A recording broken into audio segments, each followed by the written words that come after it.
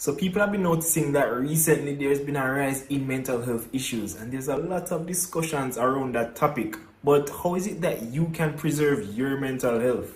Welcome everybody, it's a new week, there's a new video. It's me, MDC, the MDC here in MDCRX, and your friendly neighborhood pharmacist. And for this week, we're going to look at 5 ways that you can preserve your mental health. So with all these things going on around us, job loss, this deadly virus going around, pandemic, people are trying out sing people in a church. There was bound to be a rise in mental health issues. People have been reporting feeling more anxious about the future, feeling a bit more depressed, having, depressive feelings, feeling sadder, realizing that they're not as motivated for things that they like anymore.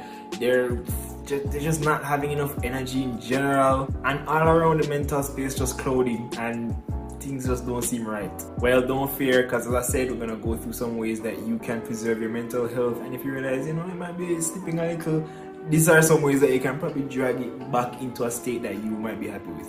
Before we go on though, go ahead and click that subscribe button. It really helps out the channel. And just click the like button and leave a comment of anything that you probably think of that can also help your mental health that I probably never mentioned in this video. It could go on to help somebody else. Alright, so the first thing we're going to look at is journaling.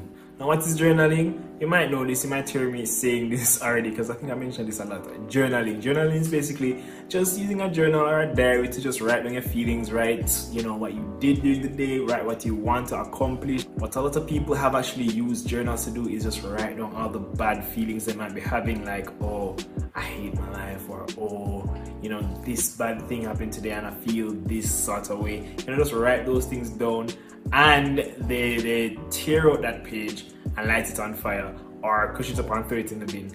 And a lot of people actually find relief in that. So if that's something that you want to try, you can go ahead and try it. Or if you just want to write down your feelings alone and just have it out on a page instead of just inside, you can try that as well. The next one we're looking at is mindful meditation. So what is mindful meditation now? I know most people might know what meditation is when you just sit down and just kind of meds. But mindful meditation now, it's basically meditation in and of itself. What you're doing is mindful meditation, but I like using the word mindful with meditation because mindfulness now is just the practice of being in the know, focusing on your breathing, focusing on your breath, just knowing that, all right, I'm alive in this present moment, so on and so forth. Basically, this practice helps you to release what you have on your mind about yesterday, release what you have on your mind about tomorrow, release what you have on your mind about tonight, what that girl did do to you earlier in the day, or that Monday, what that boy did do to you earlier in the day. All of those things just kind of get, and just focus on the now. And that just helps put you in a better mental space rather than, just constantly worrying about, oh, what am I going to eat tonight? Oh, what am I going to do yesterday? That was so embarrassing. Oh, maybe I tried to look that girl there and she rejected me. No, this helps to just put you in a better mental space. All right, now I'm a clean slate. Let me just kind of go on with this kind of mindset to just, make new decisions. The third thing we're looking at is yoga. So we all know yoga. Yoga in a very basic sense is doing certain stretches that can help you holistically, help your holistic health. Holistic meaning mind, body, spirit, mind, body, soul. So yoga can help with all 3 of those factors because, stretching and so on and so forth can help with your physical health, because trust me, some of those stretches do take endurance, and I think I might do a video on yoga by itself because it's such a all-round exercise. And yoga can help to center you. It can help to center you. It can also help with practicing mindfulness. If you definitely go along with a trainer, certified, what's the name of them? I think they're called yogi or yogi or something like so. Like a yoga practitioner. A yoga teacher. If you go on with a trained yoga teacher, they can definitely help you do it properly, get you in that mindful space, so it can definitely stretch from just being physical to going over to help your mental health. And I know one yoga teacher. His name is Donovan. You can find him at the Instagram profile down below in the description. It will be there. He's really great. He's really good. I did a session with him and some other friends. It was really great, honestly. Number 4, you can look at some mental health games or some brain games. So brain games like, you know, puzzles or crossword puzzles, or just puzzles as in jigsaw puzzles where you just like put the pieces together, stuff like that. Also, you have the word search things, you know, games like that that help you, you know, think, make better decisions, kind of just increase your cognitive ability. Those actually prove to help your mental health, you know, and it just also helps you to practice mindfulness, honestly, because, you know, I think the way I calculate it, I think more how I'm going to find this word or how I'm going to put this word, what is the 3-letter word for that thing, you know. So yeah, those games can actually help increase your cognitive ability and your mental health as a result.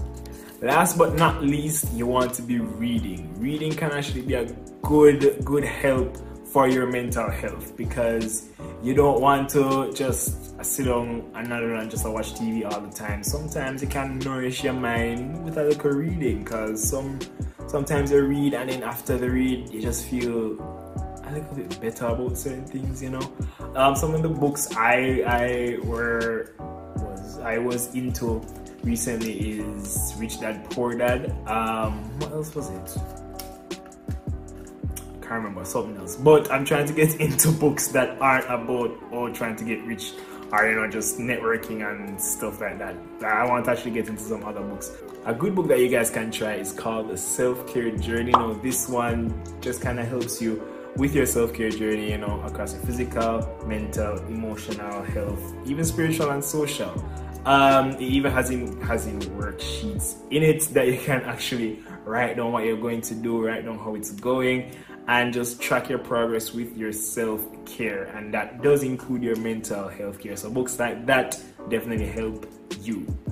And also, I am the author of that book. I wrote that book. It's up on Amazon. The links are down in the bio, so you just go check out the links and go check out the Self-Care Journey books. So this book and books like this can actually help your mental health by just helping you to track what activities you're doing and just help you understand what you need to do for your mental health. But none of these can trump you going to therapy if you feel like your mental health is at a certain state where you definitely need professional help.